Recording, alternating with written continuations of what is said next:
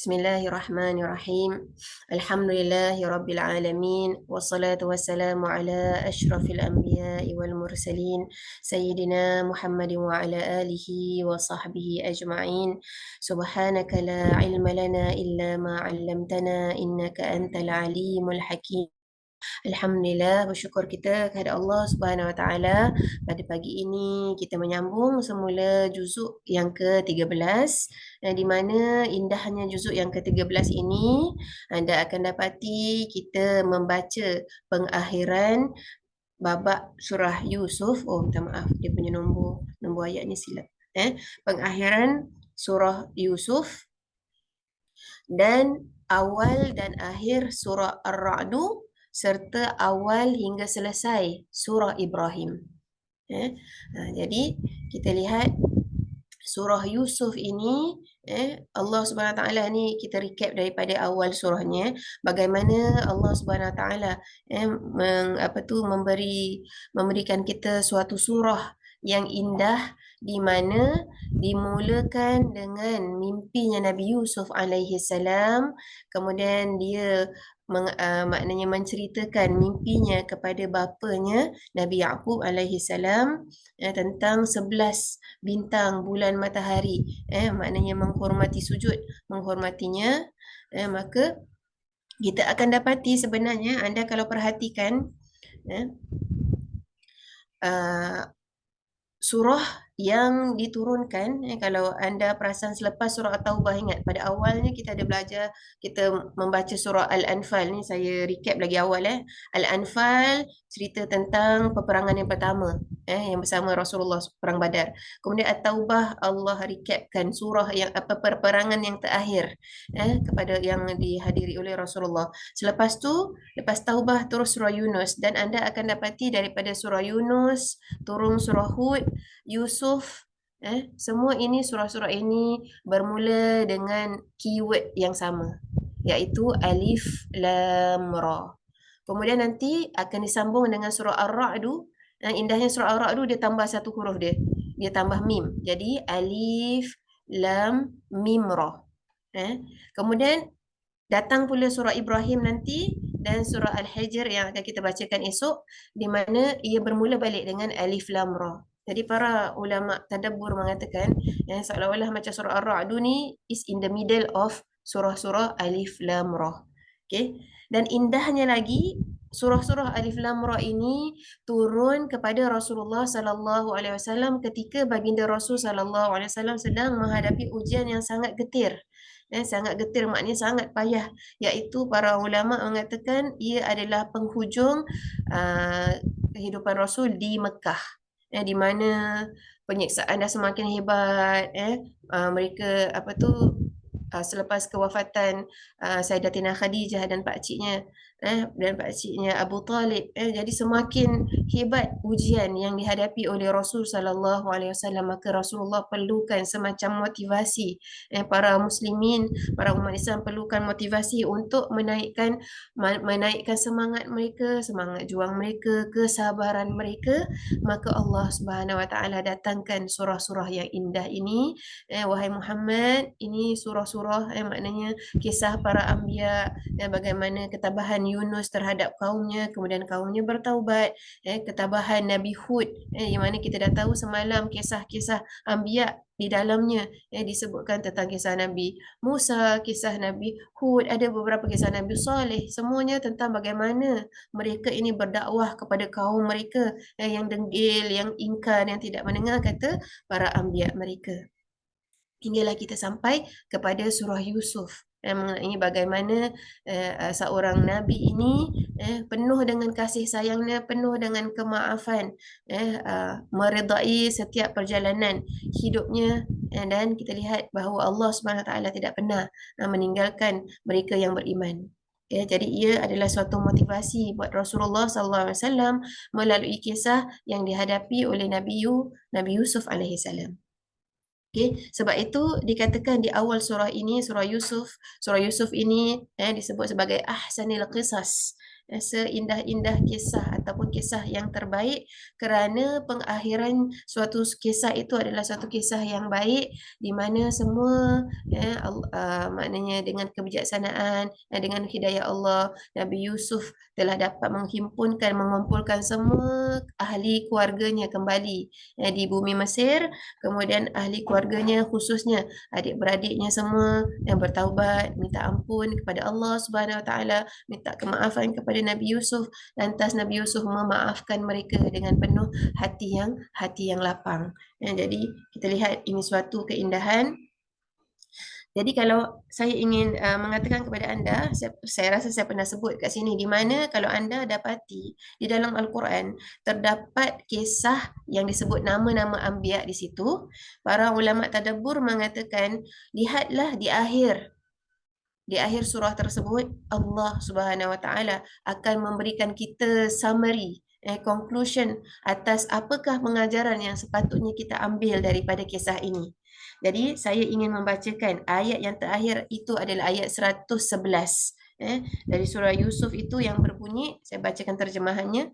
Demi sesungguhnya kisah nabi-nabi itu mengandungi pelajaran yang mendatangkan iktibar bagi orang-orang yang mempunyai akal fikiran.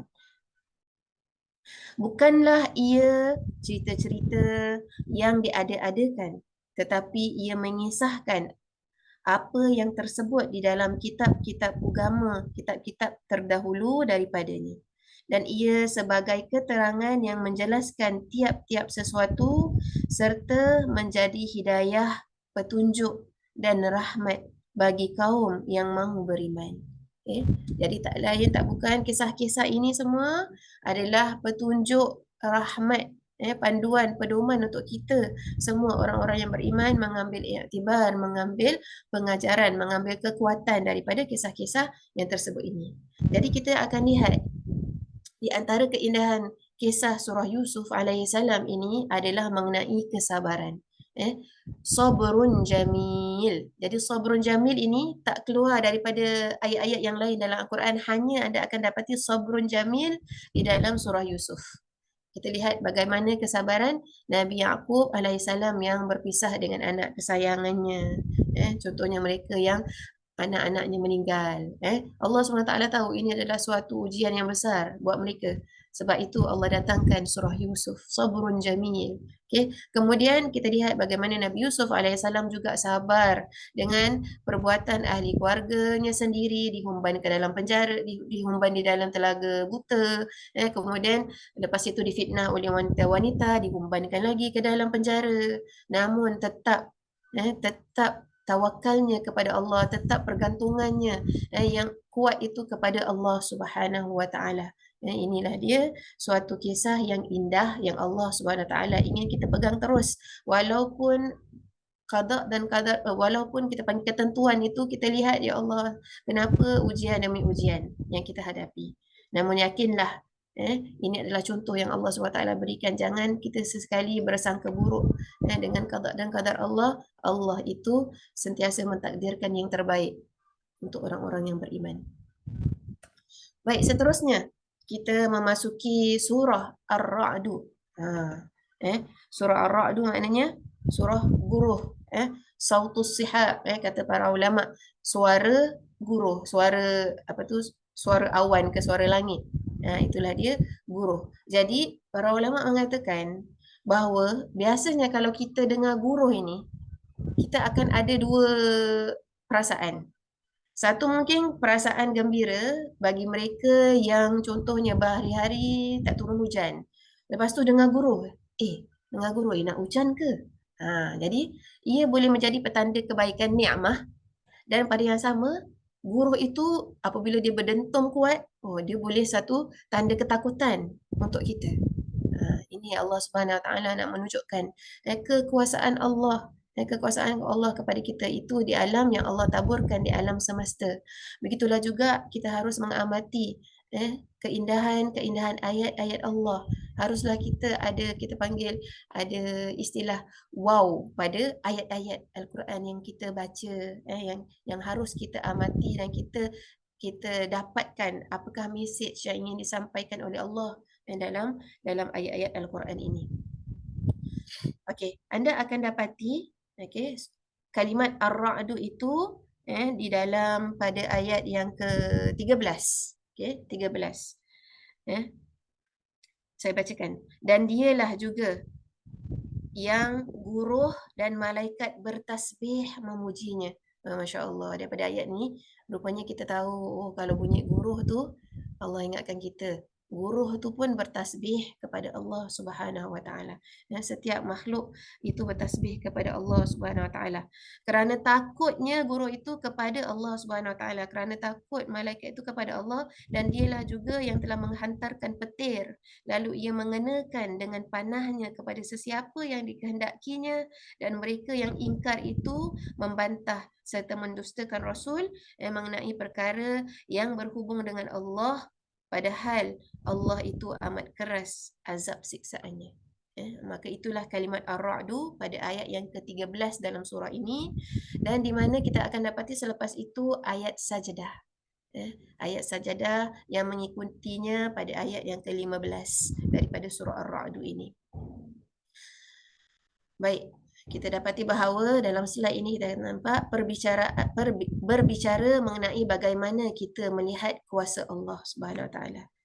Sebab tu kita nak adakan perasaan takjub kepada kebesaran Allah, ataupun kita rasa biasa saja. Ni dah biasa tengok. Jadi ianya semua kita panggil tepuk dada tanya iman. Bermula dan berakhir dengan kisah orang-orang yang tidak beriman. Surah Ar-Ra'du ini bermula dan berakhirnya dengan kisah-kisah orang yang tidak beriman. Yang ketiga, Allah Subhanahu Wa Taala menyebut bahawa dengan mengingatinya Allah, hati akan menjadi tenang. Ala bi dzikrillahi tatma'innul qulub. Dan yang keempat, Allah Subhanahu Wa Taala merakamkan kepentingan menguasai bahasa Arab untuk memahami Al-Quran. Itulah kalau kita sematkan belajar bahasa Arab, bukan supaya kita dapat pergi negeri Arab, kita dah boleh berbual Arab, tetapi yang utamanya, yang terpentingnya, niatlah belajar bahasa Arab kerana nak faham apakah mesej yang Allah SWT sampaikan, nak menjiwai keindahan bahasa Arab itu, mengapa Allah memilihnya sebagai bahasa yang diturunkan wahyu yang terakhir kepada kita. Baik, seterusnya kita memasuki surah seterusnya, iaitu surah Ibrahim alaihissalam, di mana kita lihat surah Ibrahim ini bermula dan berakhir dengan ayat yang berkaitan dengan keagungan dan keindahan Al-Quran. Ditekankan lagi tentang hikmah Al-Quran itu diturunkan dalam bahasa Arab yang disebut di dalam sini. Kemudian anda akan dapati penamaan surah Ibrahim ini sebenarnya tak ada apa-apa pun cerita pasal Nabi Ibrahim kecuali doa Nabi Ibrahim kepada Allah Subhanahu Wa Taala, itu saja. Ada doanya saja. Di mana kita akan dapati doa ini yang dipanjatkan oleh Nabi Ibrahim alaihi salam. Kita lihat pada ayat yang ke-35. Wa idh qala Ibrahim rabbi ij'al hadzal balada aminan wajnubni wa baniya an na'budal asnam. Ayat ke-35. Kita dapati Nabi Ibrahim berdoa kali ini adalah kali ketiga Nabi Ibrahim datang berkunjung ke Baitullah. Kali pertama bila? Kali pertama ketika Nabi Ibrahim itu diwahyukan oleh Allah untuk datang ke bumi Bakkah, meninggalkan anaknya yang masih menyusu, meninggalkan isterinya dan Siti Hajar. Kemudian meninggalkan mereka kerana Allah Subhanahu Wa Taala. Kali kedua Nabi Ibrahim datang dengan wahyu Allah juga, bukan untuk melihat anaknya dah besar, tetapi untuk menjalankan perintah Allah, mengorbankan Nabi Ismail alaihi salam. Lantas dengan keikhlasan, dengan kejujuran dia melaksanakan perintah Allah, begitu dengan keikhlasan, kerelaan Nabi Ismail alaihi salam, Allah Subhanahu Wa Taala menukarkan kepada kibash, kepada kambing biri-biri. Kali yang ketiga Nabi Ibrahim AS datang ke bumi Makkah inilah dia berdoa kepada Allah mendirikan asas Baitullah. Ketika itu Allah SWT telah mengurniakan Nabi Ibrahim dengan dengan Ishak, anak dengan isteri yang pertama. Jadi kita lihat di sini, inilah dia kita panggil sosok seorang nabi yang diuji oleh Allah Subhanahu Wa Taala dengan ujian yang berat-berat.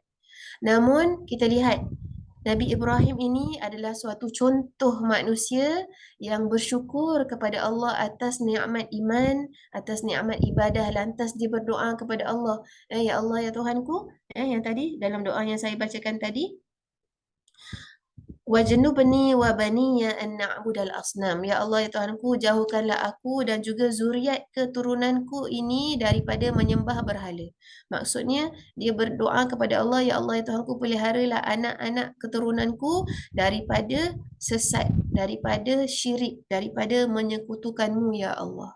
Maka begitulah yang harus kita contohi. Bukan saja kita risau tentang diri kita, bukan saja kita risau tentang ahli keluarga, kita doakan anak-anak keturunan kita ni semua, ya Allah, peliharalah mereka daripada fitnah, peliharalah mereka daripada tergugat keimanan mereka.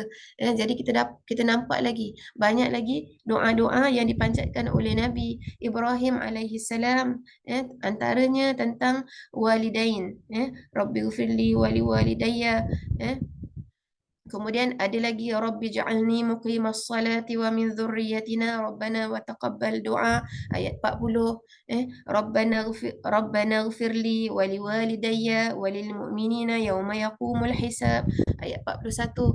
Jadi ini antara doa-doa yang terindah daripada siapa? Daripada sosok seorang manusia, seorang hamba Allah, yang terpilih, yang diuji dengan berbagai ujian. Semoga perkongsian pada hari ini, kita akan beramal dengan ilmu yang kita telah pelajari daripada surah Ar-Ra'd, surah Ibrahim dan surah Yusuf. Moga kita tergolong daripada golongan orang yang mengambil pengajaran dan pedoman daripada Al-Quranul Karim. Sekian, moga yang baik itu datangnya daripada Allah, yang kurang itu daripada kelemahan diri saya sendiri. Kita tutup majlis ini dengan bacaan tasbih kafarah dan surah Al-Asr. بسم الله الرحمن الرحيم سبحانك اللهم وبحمدك أشهد أن لا إله إلا أنت أستغفرك وأتوب إليك سبحانك اللهم وبحمدك أشهد أن لا إله إلا أنت أستغفرك وأتوب إليك سبحانك اللهم وبحمدك أشهد أن لا إله إلا أنت أستغفرك وأتوب إليك بسم الله الرحمن الرحيم والعصر إن الإنسان لفي خسر إلا الذين آمنوا وعملوا الصالحات وتواصوا بالحق وتواصوا بالصبر. Selamat menunaikan solat tarawih pada malam ini, kepada sahabat-sahabat saya di sini dan juga kepada anda yang mengikuti tadarus kita. Semoga Allah Subhanahu Wa Taala memberi kenikmatan, kekhusyukan dalam ibadah kita bersama pada tahun ini. Amin ya rabbal alamin. Wassalamualaikum warahmatullahi taala wabarakatuh.